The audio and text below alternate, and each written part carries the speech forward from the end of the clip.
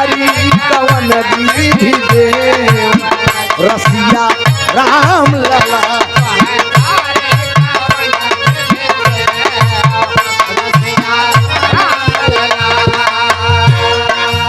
केका जोड़ी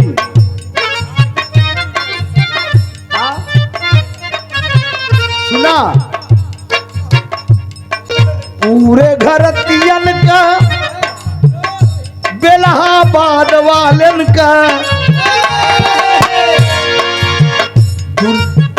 दुल्हन का दीदी अरे दीदी रे दीदी। हम ऐसी गाड़ी गावत है कि आप लोग को भद्दी खराबो न लागे। अरे दुल्हन का दीदी रोज करावई दुल्हन का दीदी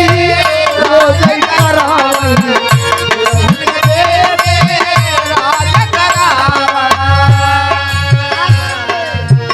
बताई ए गुलाब जवन दुल्हन है न उनकर बहिनी अब रोज करावई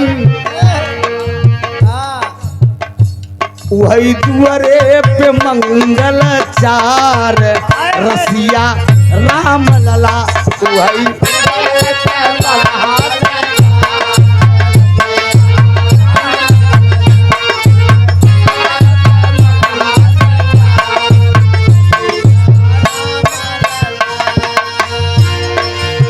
वीरेंद्र जी दुल्हा का बड़का भैया जहाजी। अब सब जान गए कि जहाजी दुल्हा राजा हैं ये वहां फतुहा गांव में तो जहाजी का भरमार रहा है। कसम से घरे घरे जहाजी हो यहाँ दुल्हन का बुआ अरे बुआ हो बुआ अगुआ का बहिनी अब रोज डलावई अगुआ का बहिनी अब रोज डलावई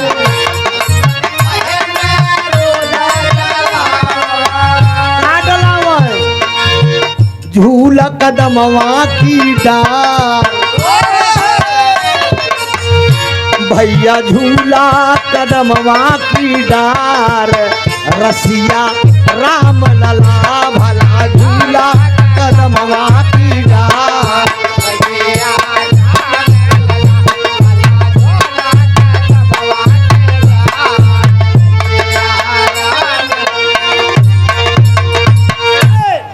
एक बिरहा बिरस आप लोग सुन रहे हैं नहीं यार हो गया यार ये तो हर जीजा है ना समझा हम तो हर जीजे है यार काहे बरे ऐसा काम करता है का ज्योति जब ये जीजा है तो हम हो सकी थी ना। हाँ ठीक वो गरिया कोनो बात नहीं उनकर तो गाड़ी के बाद छोड़ो सब खून माफा है बताए ना गाड़ी छोड़ा मिट्टी दे दी तो मियाँ धई ले। हाँ। मेरे दोस्त बिरहा ऐसा सुनावे चलते ही जे लेटा होई गांव न भागी हिया पहुंची आई अनह लेटे लेटे जे बिरहा सुनी कहीं मौहरिया वाला आए रहा मौहरिया वाला ई पड़वक बुलाए रहा।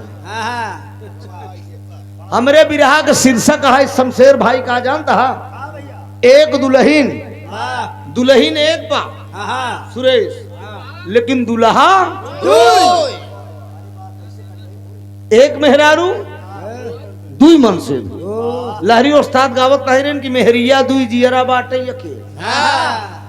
छोटकी कहाई हम अपटन लगाऊ बड़की कहाई न लगाऊ हम तेल मेहरिया दुई जियरा बाटे। वो बुजुर्ग लोग थे उन लोगों का गाना था जो लहरी उस्ताद गावे की मेहरिया दुई जियरा बाटे अकेल तो ज्योति हैदर उस्ताद एका काटे की दुई सुगना काटे जिंदगिया के डोर तब गाना होता था।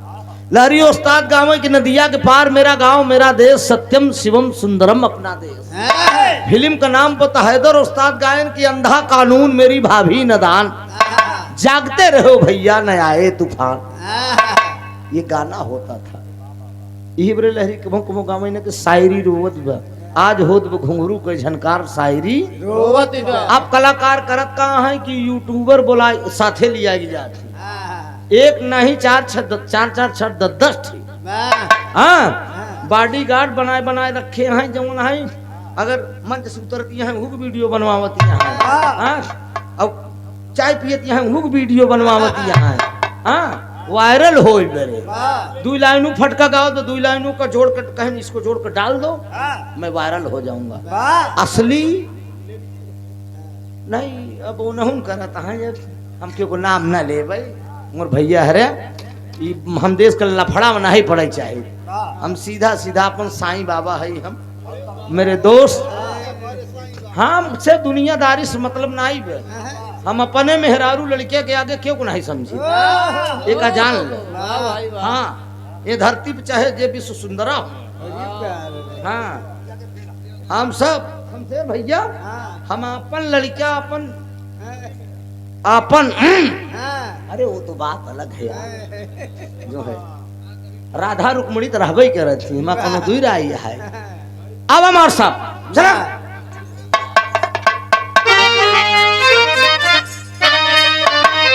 लल्लू मास्टर मचिया बैठी दक्ष कुआरी मचिया बैठी दक्ष कुआरी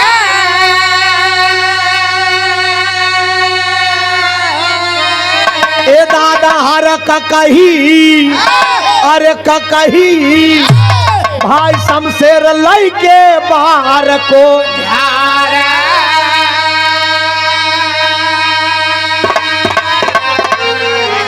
कहे त्रिपुरारी गौरा कस कैलू सिंगार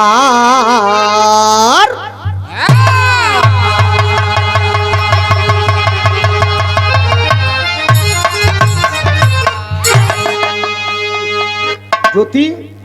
कान बांध ल तू अपन अब 1.5 घंटा का हम खड़ा हो गए हाँ नहीं ओका अपन उसे ढांक ल कान पगलौ जड़ात बा देखा ठंडी काने नोने से ज्यादा लागा था मेरे दोस्त बाबूजी 4 बजे भोरहे के बाद में कब कहाँ का गावे चाहे सुरेश भैया कहाँ का गावे चाहे कब बिरहा कमन गावे चाहे गवैया की है नहीं पता बा घड़ी में देख ले 4 सवा 4 से आगे न हो ना 4 बजे भोरहे के बाद में कैलाश पर्वत माता पार्वती भगवान भोलेनाथ दोनों प्राणी जगन भोलेनाथ पार्वती की जगायन कहन दुल्हन तनी उठबू और कहन तनी तू चूल्हा चौका बर्तन करा हम जाते ही जंगल से घूम के वापस मेरे दोस्त पार्वती चूल्हा चौका बर्तन कई के श्रृंगार करे लगी लेके कहीं स्नो पाउडर बैठ गई भगवान भोलेनाथ चलावत रहे जब देखे तो कहे अरे बाप रे मेहरारू श्रृंगार करें अमन सेधु अगर देख ले जो पनगर मरद रही ओकर रोमा पन्न कही जाए रोमा भर जाई जो मऊगमन अरे यार पनकई लागत है पूरा एक जान मेरे दोस्त जब असली मर्द रहा था जब लू बटा सन्नाटा हमसे कोनो मतलब ही नहीं हाँ माई पार्वती श्रृंगार करत रही भगवान भोलेनाथ देखे तो कहे रे दुल्हन आज के करे ऊपर चिर्री गिरी चिर्री नहीं आज बदरवा फाट परी टेरी लगाए तो लाला ए लाला टेरी लगाई ले इलाहाबादी वाली आए हाय दादा पंधारी एक खिटेरी गावत रहे लल्लू मास्टर जो कवन टोल टैक्स है बा का नमो बिहार बताऊते कहे हाँ नहीं अगवा याला यार करे आगे वाला लाला नगर एस बतावा लाला लाला नगर के दादा पंधारी रहे ने अब पंधारी वीर मतलब बड़ा अच्छा कलाकार सम्राट कलाकार है दादा पंधारी खिटेरी गावत रहे आए हाय अरे रामा रामा पुजारी सारे पंडावा भरे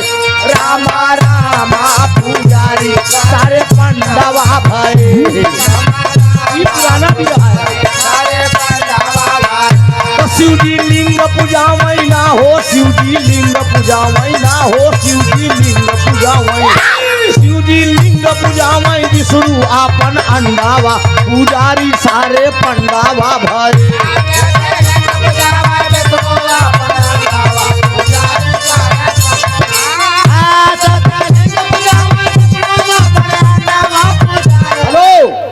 शिव जी लिंग पूजावा विष्णु अपन अंडवा पुजारी सारे पंडवा भय। शंकर जी अपने कबो शंकर कहूं शंकर जी के मूर्ति के पूजा न देखे हो बे,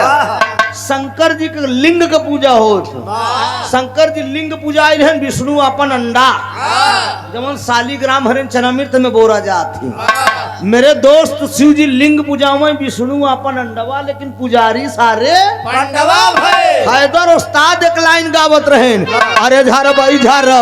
दूलरवा दुई नौजन का झर भाई, झर भाई दूलरवा दुई नौजन का झर भाई।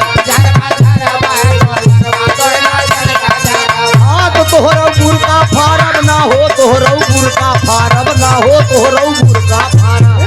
तोहरा बुरका फारब ओनहु का घंघरवा दूलरवा दुई नौजन का झर भाई।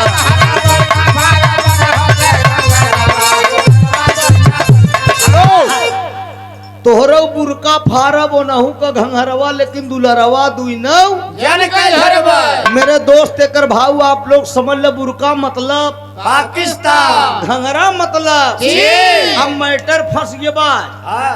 चीन ही साबित करे में लगा बा मेरे दोस्त की कोरोना हमरे हियां से नहीं आई रहा। मंजू भैया उस सिद्ध करे पे लगा बा कि अमेरिका भेजे रहा। मेरे दोस्त यही में मामला फंसा बा हमारे देश का। ई जान ल तो तोहरो बुरका फारब ओनहु का घंघरवा लेकिन दुलरवा दुई नौ जन का झरवा। लेकिन पार्वती का कहा था भोलेनाथ से, अरे कही गई बालम से हंस के बतिया का कही गई बालम से हंस के बतिया का। गौरा कहें कि भोला ना हो, गौरा कहें कि भोला ना हो, गौरा कहें कि भोला, गौरा कहें कि भोला के मारल तोर मतिया बलम से हंस के बतिया का।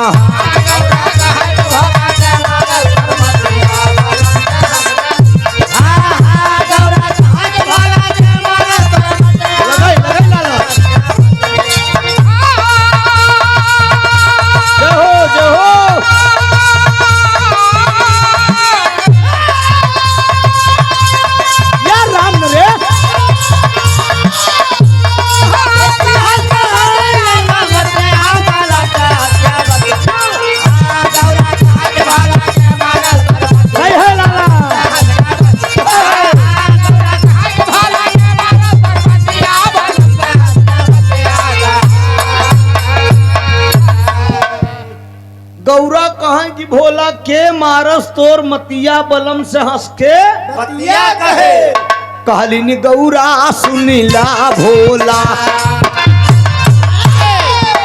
ललसा बाई हई हमार सुना, मृतलोक का देखावा चल के हमें कैसन बा उहा का व्यवहार सुना। कहल न भोला सुनिला गौरा वहाँ के गलत व्यवहार सुन। छैलाई गई न तब पार्वती, छैलाई गई न तब पार्वती बरखा पे भई सवार सुना।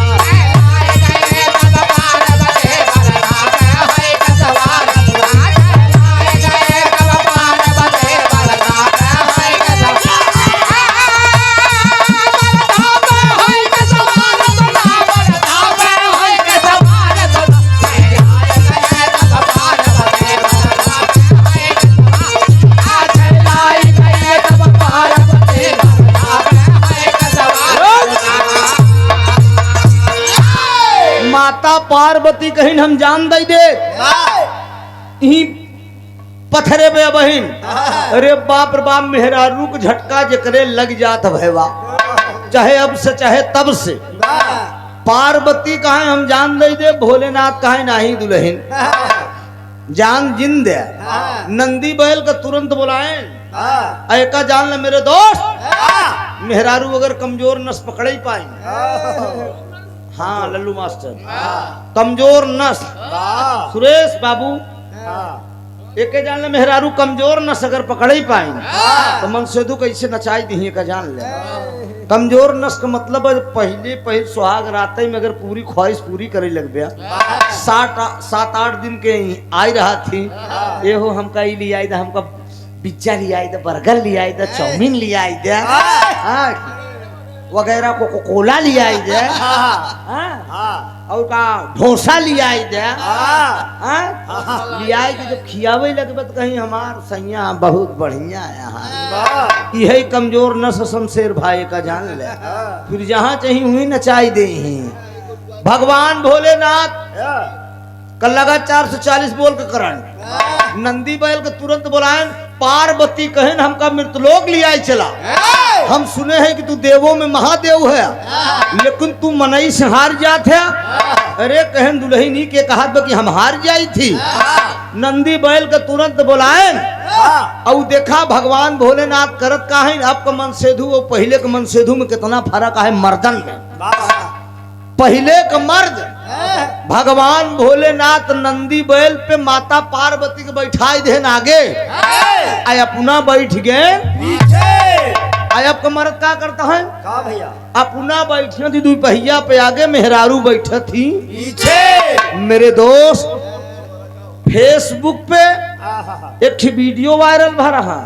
वो घेर्राऊ मोटरसाइकिल चलावे में लपटियाना है। सुरेश वो घेर्राऊ मोटरसाइकिल चलावे में लपटियाना है। अब प्रेमी पीछे से T T T T T T करत रहन, ले जाए सटाई के जल्दी से मोबाइल नंबर थमाई दे, इशारा कह दे होई के काम। देखा यही फर्क बा। भोलेनाथ चलाक रहन बैठाई लेन आगे और लिया के चल रहे मृतलोक। अब मृतलोक लिया के जब चले मृतलोक पहुंचे तब पार्वती से कहा था इनकी दुल्हन, मृतलोक बहुत बड़ा बा, तर्जिया कमन बा मास्टर।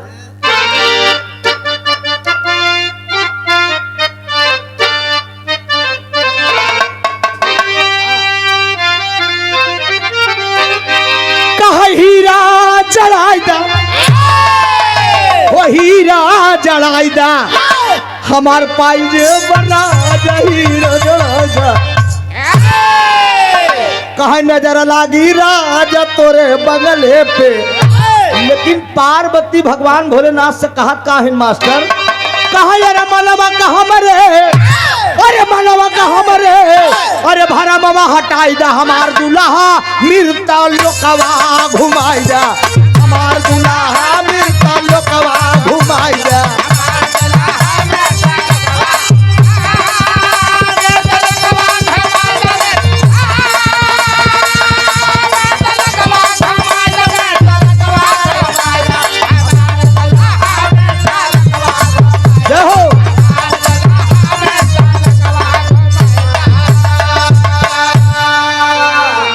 कौन लोकवा में बहम के बतावा,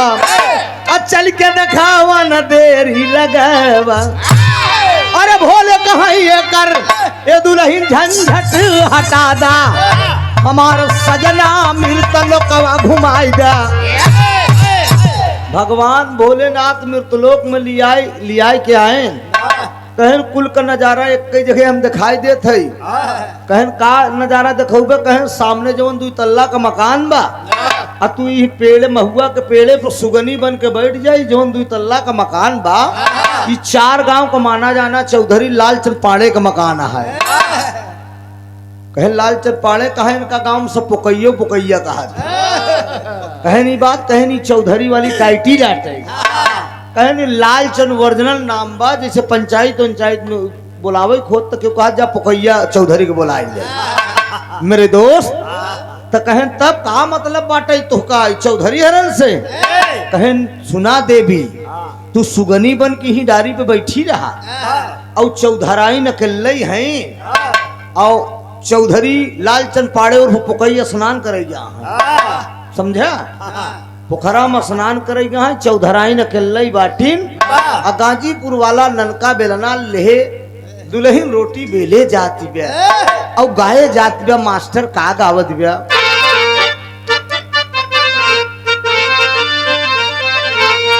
हाय हाय अरे कोई झरना, अरे कोई झरना कोई झरना कोई झरना कोई झरना, अरे कोई झरना बतावई महाराज कुवनवा पे आई चले, कोई झरना बतावई महाराज कुवनवा पे आई चले।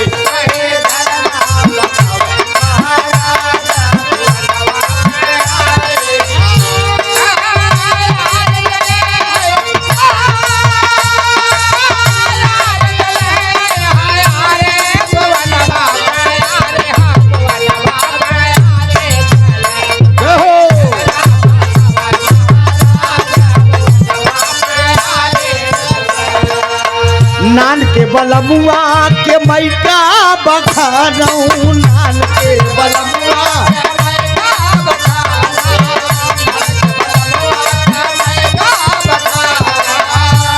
अरे नान के बलमुआ, अरे नान के बलमुआ के मैका बखानऊ, जवन दिया नहीं साने सोई जाई हो वनवा पे आई चले। बहुत से बोला भैया, बहुत अच्छी।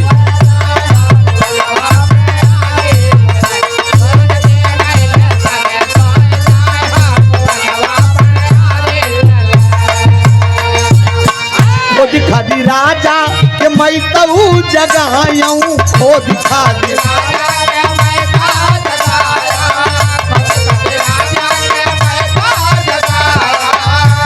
अरे खोद खाद दुल्हा के, हाय हाय मैं तऊ जगाऊं, आकाश मोर फुफुनी तरे न लुरियाई हो, लेकिन कुवनवा पे आई चले। लालचंद पाड़े स्नान करेगा हैं, मेहरारू रोटी बेले जात बे गाये जात बे। अब भोलेनाथ का करन पार्वती से कहन सुगनी बन कहीं बैठी रहूं, और तुरंत ही लालचंद पाड़े वाला रूप बनाए ले हैं। देखा अड़बंगी महाराज के आई रूप बनाए ले हैं, और रूप बनाए के बाद वैसे नुकुरा, वैसे बोल चाल, वैसे चाल ढाल, वैसे पूरा रूप रंग बनाए के एकदम पहुंच गए लागन के वाड़ा खटखटावे, लागन के वाड़ा खटखटावे, केवाड़ा खटखटाई के कहने चौधराई ने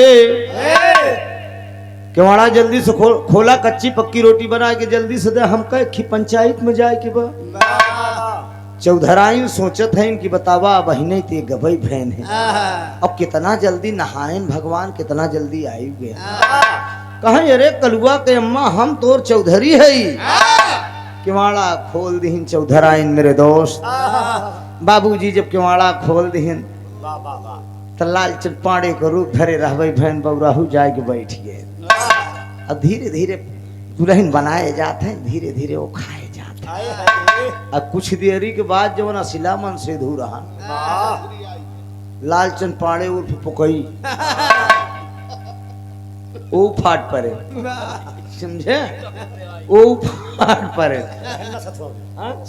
सथवई में रहे तो का पता ही नहीं, रात तक हम इनमें बताऊबे नहीं। मेन वाली बत्ती हाँ, हम जान के नहीं बतावत रहे, हमके सब जान जब पार्टी है का मतलब है मेरे दोस्त। लेकिन आज रात खोले पड़ा कवि जी के भतीजे के बराते में, घर के बारात न हो तो खोलबो न करे। बाबूजी केवाड़ा बंद बा, भोलेनाथ और चौधराइन बनमत है, भोलेनाथ धीरे धीरे मस्के जात है। इतने पे धोती गार के लालचंद पाड़े केवाड़ा खटखटावत है, ने चौधराइन अच्छी पक्की रोटी जल्दी बनाए के दा, हम एक ही पंचायत में जाबाई। चौधराइन घरे में से बोलती है कि जे के वहाँ खड़ा रहा अबे हमारे अपने।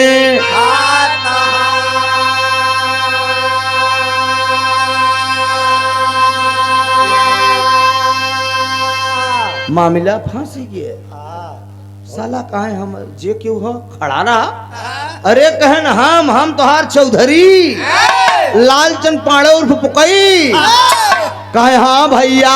जे के वह खड़ा रहा अबे हमारे अपने।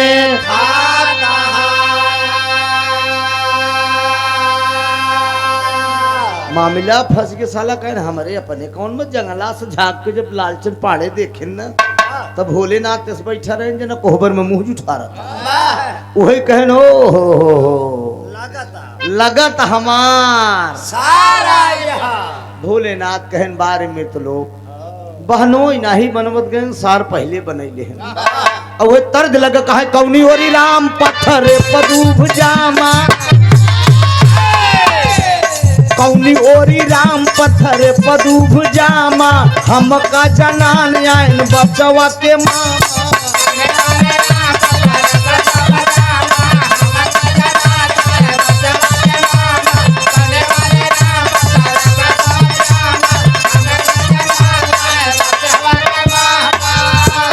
कौनी ओरी राम पत्थर पदूभ जामा हमका जनान आयन बचवा के मामा अरे हो मोरी सावर सावर सावर गोरिया भोजन बनावा चाटकार अरे हो मोरी सावर गोरिया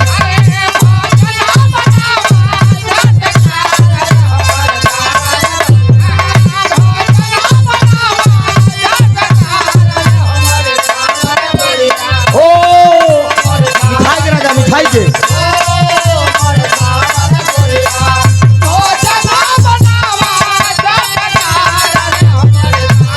यो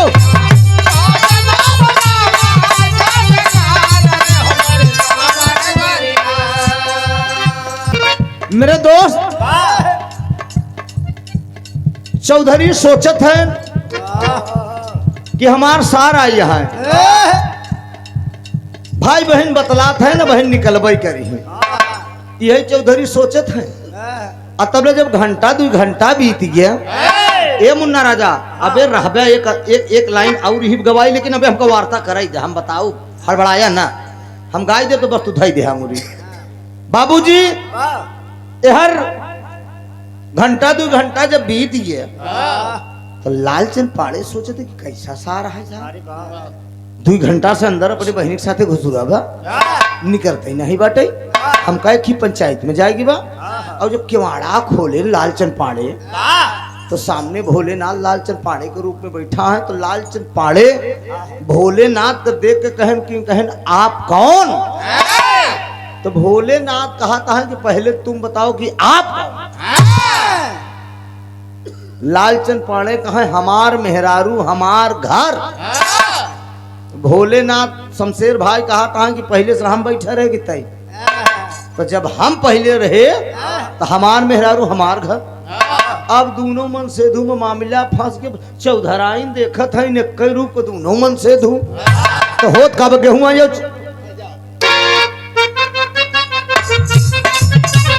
गेहूं आयो चौरा के राय नहीं लेती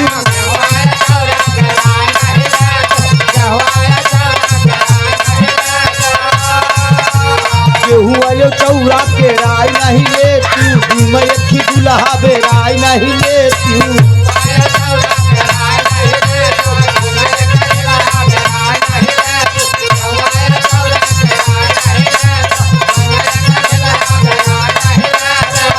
गेहूं आयो चौरा के राय नहीं लेती मैं अखी दुल्हा बेराय नहीं लेती अरे हो मोरी सावर सावर सावर गोरिया भोजन बनावा चटकार अरे हो मोरी सावर गोरिया एकदम सही यही पर्दा है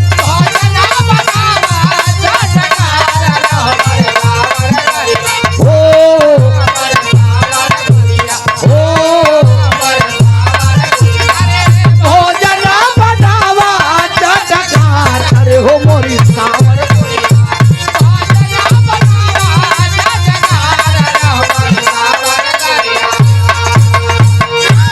अब दोनों जने में खींची खींचा शुरू हो गया लालचंद पाड़े अपनी तरफ पकड़ खींचता है भोलेनाथ अपनी तरफ पकड़ खींचता चौधराइन कहे रुका रुका रुका रुका ये खींची खींचा में तो हम आधी हो जा ये बतावा लालचंद पाड़े कहा था रे कलुआ के अम्मा तोर असली मन से दू हम ही नहीं का बोले है का बतलान है तैसे भूल गए अब भोलेनाथ कहता है हम ये करे चक्कर सारे एक चक्कर में न पड़ू पहले से हम बैठा रहे तो जब हम बैठा रहे तो हम ही नहीं तो हार चौधराइन कहे रुक जा तू कहा तहा ये कहा तहा कि हम है तू कहा तहा कि अब ऐसे फैसला मेरे दोस्त 2 बीघा दूरी खरिहान रहन सास अय्या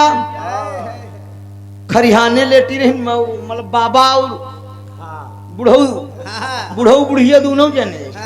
काहे बुढ़िया बुढ़वा का मोर भैया दिक्कत होता घरे में मेरे बाबूजी जहाँ बेटवा पतो वहाँ दिक्कत ही बस चिंता न करा हम तुमको खरिहान नहीं मिली लास्ट में खरिहान नहीं पाऊ हम सब लल्लू तो का तू खरिहान मिली खरिहाने लेटे की पड़ी घरे में ना लेट पाऊ घबराहट का है यहाँ मेरे दोस्त सास अय्या खरिहाने लेती हैं ऐ चौधराइन चल दी ना ठन्नी भग टिकुली लगाए गोलकी सुपारी लमका सरौता भोला जाफरानी मिलाए और दोनों गाले शमशेर भाई कतर के यूं गाले भाई भाट भुच मचिया पे बैठी अब पहले पुरनिया लोग मचिया पे बैठी रहा पान खाए एकदम जमाए रहे अगावती रहे कि पिपरा तारा सोई गऊ पिपरा तारा सोई गऊ बुझलरी कैया पिपरा तारा सोई गऊ पिपरा तारा सोई गऊ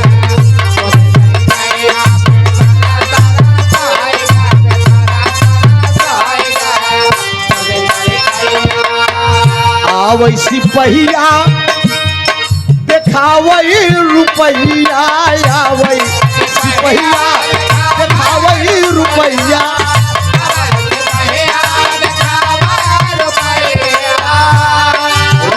आवै पहिया अरे देखावई रुपैया रुपैया पे लोभ गऊ रुपैया पे लोभ गऊ बुझलरी कैया रुपैया पे लोभ गऊ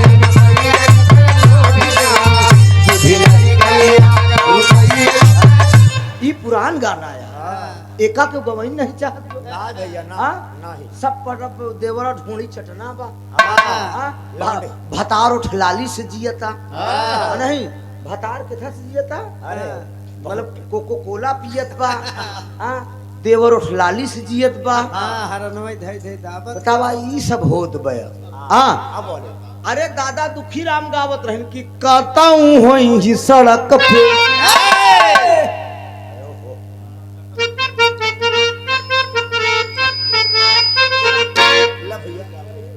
नहीं हम जवन दे का बजावा हाँ कहताऊं होई ही सड़क पे ए लल्लू कहताऊं होई ही सड़क पे अरे लाखताऊं होई कहताऊं होई लखता होई कहताऊं होई सड़क पे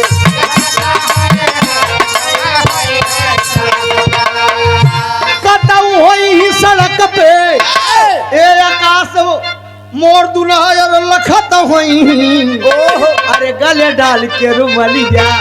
अरे गले डाल के रुमलिया अरे हंसता होई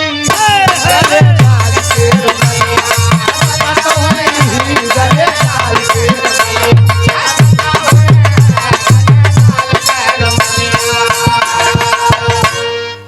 ई लाइन सास ये बैठी हैं चौधराइन पहुंच गई कहीं अम्मा सही सही बताऊ तोरे कई बेटवा हैं अरे कहीं 35 साल भी या भय कभो सवाल नहीं करूँ आज हमसे पूछे तो कहीं सही सही बताऊ अम्मा तोरे कई बेटवा हैं कहाँ हमारे एक बेटवा खाली लालचंद पांडे अकेला है और क्यों नहीं अरे कहाँ अम्मा एक आठ ठीक कहूँ भगवान भोलेनाथ का भक्ति नहीं गले अरे मास्टर एलर्ट एलर्ट हाँ एक मिनट लगे रहो इंडिया को ढेर नौटंकी हम करी थी हम बस वो नौटंकी पे पक्का सुधाई दे बस हो जाए काम कहाँ सुन भगवान भोलेनाथ का भक्ति नहीं समझे हीरा पहने है एक बेटवा खाली लालचंद पांडे अकेले कहाँ अम्मा नाराज न हो आज एक ही रूप के घर में 2 जने घुसुरा कहे में हमार कौन गलती बताई क्यों को बुलाए रही हो कहा अम्मा तय भोलेनाथ के भक्ति यहाँ अरे बारे लल्लू हाँ? समझा कहाँ इस हो गया सवेर हो गया भाई बंद करिए चलिए बताया भैया हम चाहते ही छुट्टी मिल जाए चलिए अजोरे अजोरे पहुंच जाए दुल्हनियों हमारा खुश हो जाए कि हाँ आई गए बाबूजी कहा हम विष्णु को भक्ति नहीं चल के देखा एक रूप घर में दो जने घुसुरा अब आगे आगे चौधराइन चल रही पीछे पीछे सास रानी अब दोनों मन से दू खड़ा हैं अब भोलेनाथ जब चौधराइन के देखे ना तो कहें अम्मा पाल आ गई कहा जियत रहा बेटवा जियत रहा कहा माई एक चीज ही बताओ काल जब तक बीमार रहे तो 7.5 रुपया के जवन दवाई ले आए रहे ओका खाए तो का आराम बा कि नहीं कहा हाँ बेटवा ढेर आराम है कहा नहीं यार काहे बंद करबे हम गावत ही बंद करबे हाँ अरे दुकान हर लगी तोहरो खुली रहा कि सटन न गिरावा मोर भैया हाँ समझे गिराओ साथे दोनों जने टेंशन न ले अबे जब हर खड़ा बा तोहरो खड़ा रहा है ना मेरे दोस्त का बोलते रहे यार कहाँ पहुंच 7:30 में पहुंचा रहे कहे हाँ बेटवा आराम है तो आशीलाल चंद पाड़े अशिला मन से सोचत बकी है दवाई तो हम ले आए रहे इस सरवा कहाँ से आए पहले टूट के पड़ा बा मेरे दोस्त इतने में सास रानी कहा हमें न माना कहा तब मनबू कैसे कहा हमरे बेटवा के दहिने गोड़े के दहिने जंघा पर 1 रुपया लच्छन है जेकरे होई एल लो जेकरे होई वही हमार असली बेटवा ए पंचा भोलेनाथ पहिनल खोल के दिखावता देख माई देख देख देख देख देख देख माई तनिक चुकत हाबे मास्टर हाँ ना ये चुकत हाँ हम नौटंकी ने का करबई करी थे मैं नौटंकी में रहा बाहर तो सब लग गया भाई देखत रहे हाँ वही आलहू आला गाय दे मेरे दोस्त सास रानी कहन हम न जान पाऊ हम न पहचान पाऊ आया है अरे मोर प्यारी दुल्हीन अरे मोर प्यारी दुल्हीन आपन चीन्हा तू सजनवा प्यारी दुल्हीन आपन चीन्हा तू सजनवा प्यारी दुल्हीन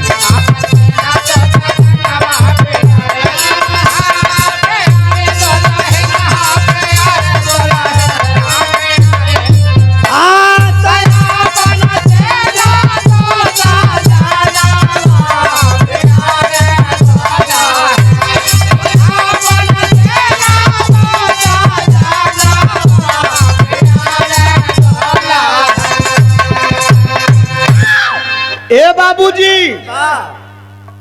चौधराइन कहन दुल्हन हम पहचान नहीं पावत है तोहार असली मन से धुएमा कवना बाबूजी सास ये चली गई खरिहाने दुल्हन सोचा था कि दिन तो बीत जात पे मास्टर लेकिन रात कैसे बीती पेट में जाई चारा तो खुरा बात करी बाबूजी खाना पीना बनाए खाना पीना खियाए दोनों मन से धूके और खियाए के बाद खिबेड़ा उठाए बगली में भूसौली वाला कमरा रहा लई गई वहीं भूसौली वाले कमरा में बंद करे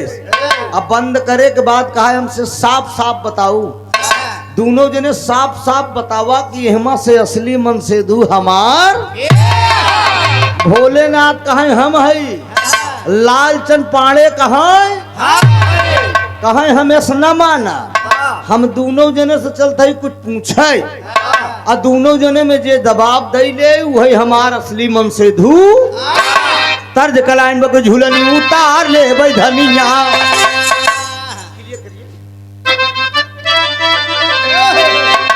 हाय हाय चला चली धार रो पै धनिया ए लल्लू मास्टर ये लहरी के लहरा है हाय हाय हाय कहीं झुलनी उतार ले बैधनिया कहीं कुआना पे भारई पानिया झुलनी उतार ले बैधनिया कुआना पे भारई पानिया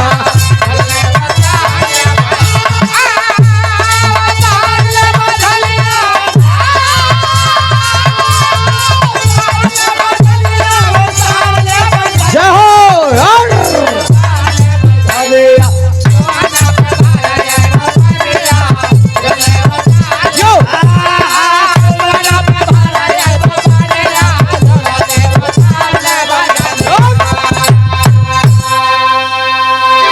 सुनने वाले पंचव दोनों मन से दू खड़ा है हर चौधरायन पूछत का यहाँ प्रश्न पूछत यहाँ दोनों मन से दू से कहा यहाँ यही उत्तर जे दई ले वही हमार असली मन से दू कहा वही मोर दुल्हा कहाई अरे वही मोर दुल्हा कहाई हमारे गवर्नर का बात के बताई वही मोर दुल्हा कहाई गवर्नर का बात के बताई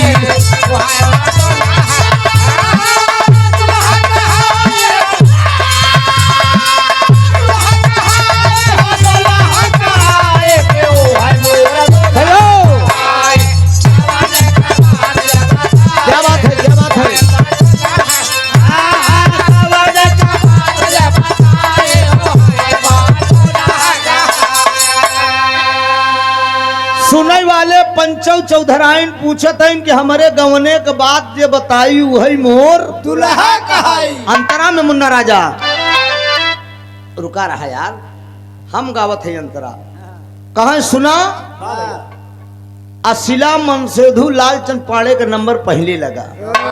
लालचंद पाड़े बतावत कहा एगहन का महीना रहा रानी माना बतिया एगहन का महीना रहा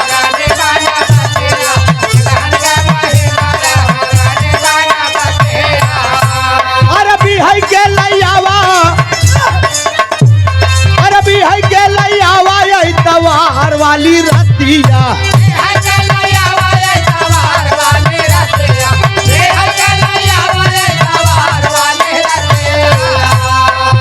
वही मोर दूल्हा कहाई वही मोर दूल्हा कहाई चौधराई नहीं आई वही मोर दूल्हा कहा बहुत अच्छे क्या बात है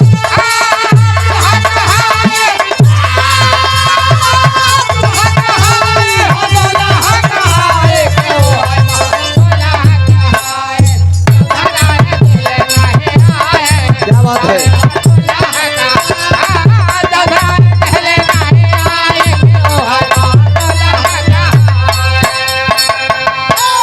लालचंद पाड़े कहते हैं निगहन का महीना रहा रानी माना बतिया अब यही के लैयावा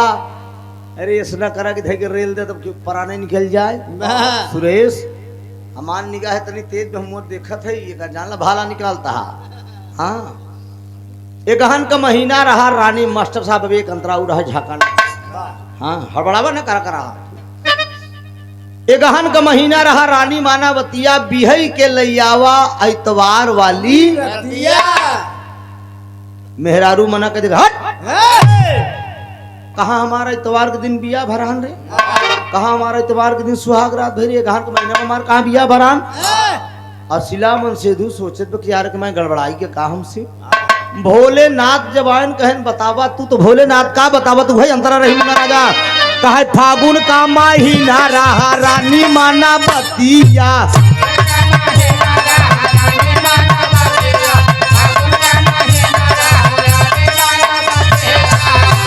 अरे बिहाई के लैयावा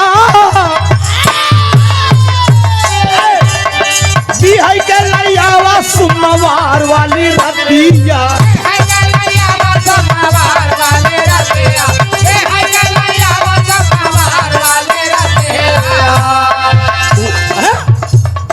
वही मोर दूल्हा कहा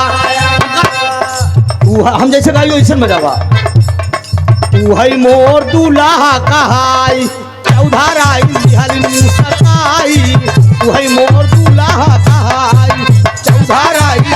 मुसकाई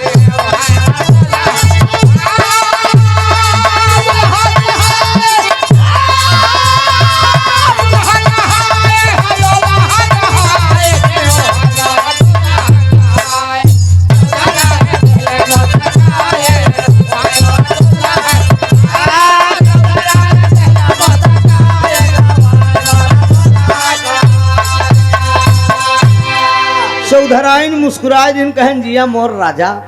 हमार असली मन सिद्धू तू ही है। मेरे दोस्त अरे वाह इतने में दोनों जने में भाई खींची खींचा शुरू हो गई, वाह लालचंद पांडे में और भोलेनाथ में।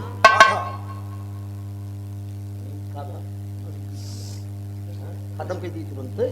अरे 2 मिनट खत्म कर दे हल्ला या हम बाकी ये सब तो बताया करे, चाबी हमरे लगे बा। दोनों मन से धूम मुहिम पटकी पटका शुरू हो गया। चौधराइन कहे रुक जा, बिना अखाड़े के जंग शुरू करे है, गई फिर खरिहाने। में दिना सास रानी से कहा चली 5 गांव से 5 चौधरी बुलाए लो, तो खान साहेब, पटेल जी, दुबे जी, ठाकुर साहेब, एक ही जग्गू यादव रहे, उन्हों को पकड़ कर ले जाए। छोड़ा सारे गावे तो डाले जग्गुआ के। हाँ 100 मुठ भाई चरावत रहे, चरैनी चूहड़ी गावत रहे। हाँ यादव वाला भी रहा, 2 लाइन के लगावा लल्लू मास्टर।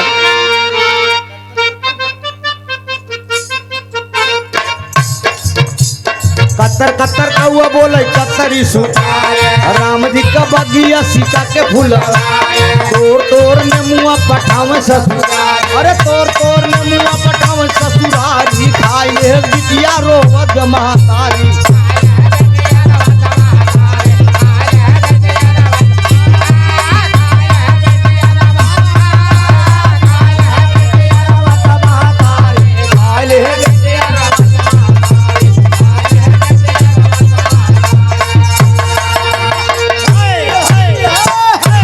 दुल्हा का बड़का भाई वीरेंद्र यादव जहाँ कहीं हो भैया, मंच पे आई जा, प्रभु बहुत जरूरी तोहार काम बा। समझा कुछ जरूरी बात तो उससे अटक गई बा, और ब्याहे पे बैठा हुए तो वहां से आई जा मोर भैया, बहुत जल्दी इमरजेंसी बात आएगी बा। अच्छा आई जा मोर राजा, जल्दी आवा जल्दी आवा आवा, ऐसे मंच के पीछे आवा, बस चुप्पे से बतलाई लेकिन जान न पावे। मेरे दोस्त कहां लईली लसुरी झमकनी दुआरी भैंसी का बोर दिन, एक शेर दूधवा सवाव से, एक शेर दूधवा सवाव से, पानी लईगे बजरिया में चनैनी चूहड़ी होत ब जग्गू दादा आई गे, बगिया में पंचायत बटूरी गे। हाँ एक तरफ 5 पंचून कर ले के गए, कहे सुना 10 हाथ जो चौड़ा कुआं बे, एक तरफ दुल्हन खड़ी कह दे, तो दुल्हा पंचायत में चल के यही कह दे कि जे दुल्हनी का हाथ पकड़ ले वो असली है, जे ना पकड़ पाई समझाऊ। लेकिन इतना जाने रहा, 5 जने जानत रही कि जे ना पकड़ पाई वो असली है। मेरे दोस्त पहला मन से 2 हाथ फैलाए, 1.5 हाथ, 7 हाथ कुआं गायब है, और 2 लौंडा पकड़ के ले गेन बांध दे, मारबो बहनों का। अब भोलेनाथ का नंबर आए जब फैलावे, तो देवी चौधराइन फैलाइन 1.5 हाथ, भोलेनाथ फैलावत फैलावत 8.5 हाथ अकेले ठेल दे। जग्गू दादा कहाँ फैसला हो ये मारा ही कि 10-20 फैट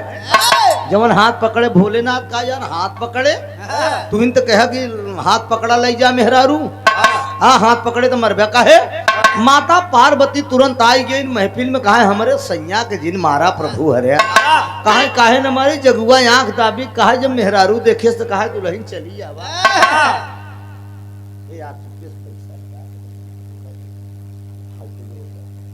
बंद कर थे छलक मेरे दोस्त। अरे यार दुनिया का ध्यान लगे, क्या करिए कहाँ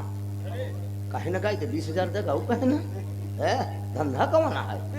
तुरंत सट्टा नोट करी भिखारी डायरी 5,000 डाल दे, बैलेंस 15,000 आए दे गाँव तो तुरंत। अरे मोर भाई एक धोती और कुछ बदलनी पड़ी और ए बाबूजी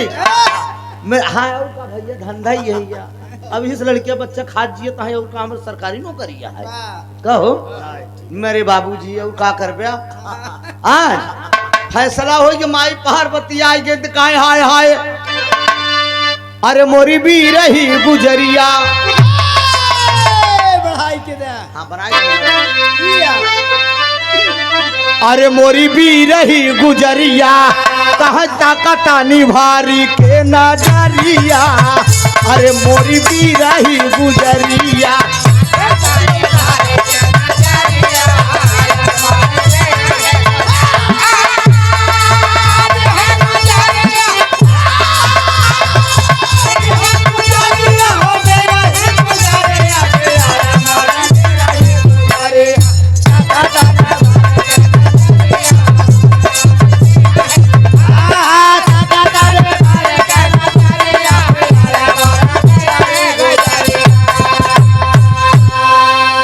कहाँ मृत लोकवा में दुल्हन तो का घुमाए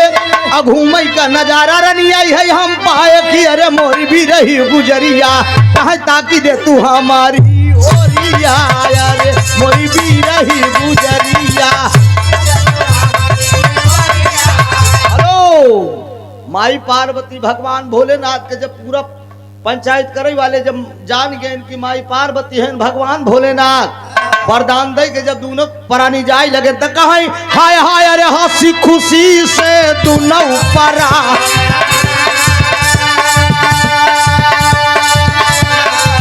घर में लूटई मौज बहा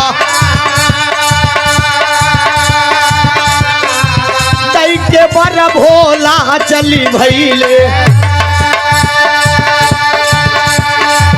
आगे खत्म भवाई जा। दुल्हन का दुल्हा मिली गईले इच्छा पूरी भासर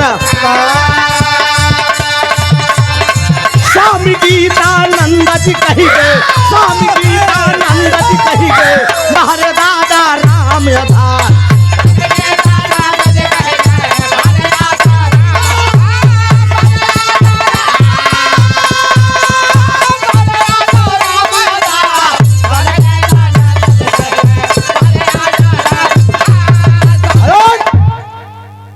भगवान भोलेनाथ माता पार्वती कैलाश पर्वत पर चल दिए वरदान दे दिए। भोलेनाथ बोले आज से आप लोग मेरा नाम लेकर जहाँ पंचायत करेंगे वो पंचायत सफल होगा। पांच ही पंचून की मान होती है जहाँ पंचूही परमेश्वर। रुका यार पंचायत कितनों बढ़ रहा है लेकिन पांच ही पंचून की मान होगी। गाने का शीर्षक था एक दुल्हन दो दुल्हा। स्वामी गीतानंद अनंत भय भूल दिए पुतारी रामधार हैदर अली गैले स्वर्ग। अरे बलम सहस के बतिया कहें त्रिभुवन नाथ कलागल जुगनू से पीर दिया बलम सहस के बतिया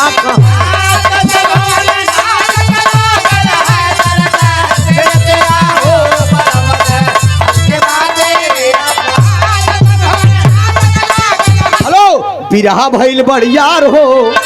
बेलहा बात कई धरतिया।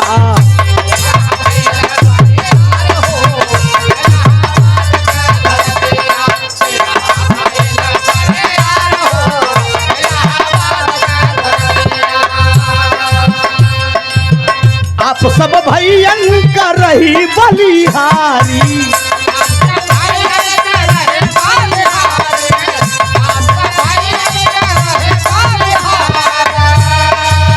शमशेर भैया जदुइया दिहले डाली शमशेर भैया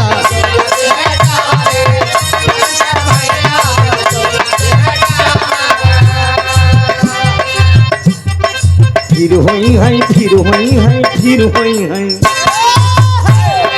फिर हुई है भेटिया दीदार हो बेलहाबाद कई धरतिया फिर हुई है भेटिया दीदार हो। हेलो खिचड़ी के बाद लल्लू मास्टर फिर होई मुंह दिखाई आ दुल्हन नहीं हरे से ससुरे में जाई।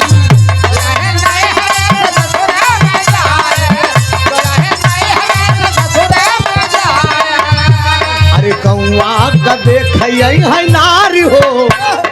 गौआ का देख है नारी हो फतुहा कई धरतिया गौआ का देख है नारी हो फतुहा कई धरतिया।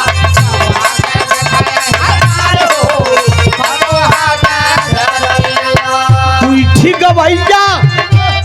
सूरभान मंजू मिश्रा बोलाए त्रिभुवन आप सबका भाई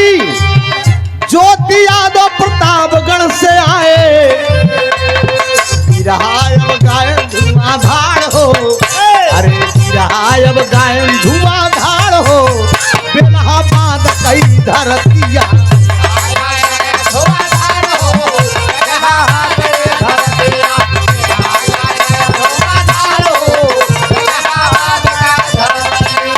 मैहर कमाई जाए अब कैल प्रस्थान हो, फिर जब बोलाई बुमाई आयु हमारे ठाव हो, तुम्ही चरण हम बारंबार हो, तुम्ही चरण हम बारंबार हो, तुम्ही चरण हम बारंबार हो, बेलहाबाद कई धरतिया